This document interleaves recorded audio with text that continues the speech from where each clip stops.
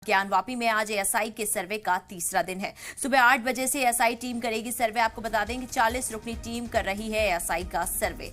आज व्यास जी के तहखाने का भी होगा एएसआई सर्वे। तो ज्ञानवापी एएसआई सर्वे का आज तीसरा दिन है।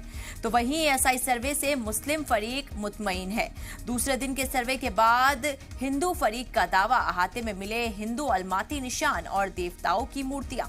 तो देखिए, लगातार एएसआई सर्वे का आज तीसरा दिन है। जिस तरीके से मुस्लिम फरीक ने एक और उसका बायकॉट किया था, उसके बाद दूसरे दिन से मुस्लिम फरीक सर्वे में शामिल हुआ और अब कहीं ना कहीं मुस्लिम फरीक मुतमईन नजर आ रहा है। और वहीं दूसरी ओर अगर हिंदू पक्ष की तरफ देखा जाए तो वो कह रहे हैं कि अहाते में हिंदू अलामाती निशान मिले हैं और देवताओं की मूर्ति भी मिली है। ये एक बड़ी बात कही जा रही है। आपको बता दें कि सुबह 8 बजे से एएसआई सर्वे वापस शुरू होगा।